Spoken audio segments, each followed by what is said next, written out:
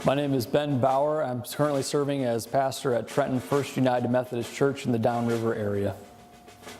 When I was in school, I was taught that Dr. King had a dream.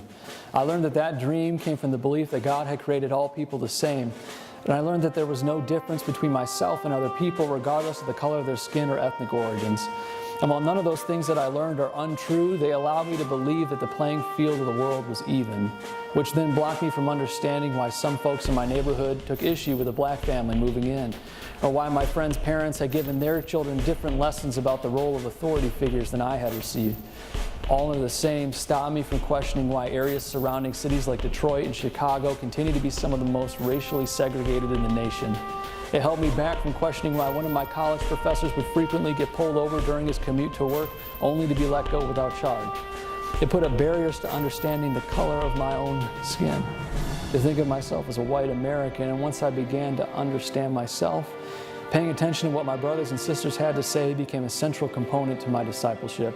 And I realized that my worldview had been whitewashed, dominated by white voices, thinkers, philosophers, and theologians.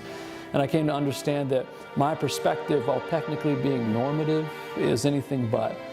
And I began to understand what white theology looks like. So being white to me means an assumed norm. It means that when a friend of mine would say they feel uncomfortable or unsafe in a place where I felt comfortable and safe my whole life, I tell them they're wrong. They don't understand.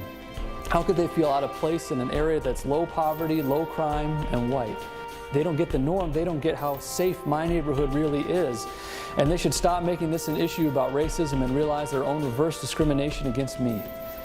To be white is to have the privilege to say that I'm right, and when successful, to be the example by which all of the people are compared. Being white has meant that the only voices I ever heard from a young age were like my own.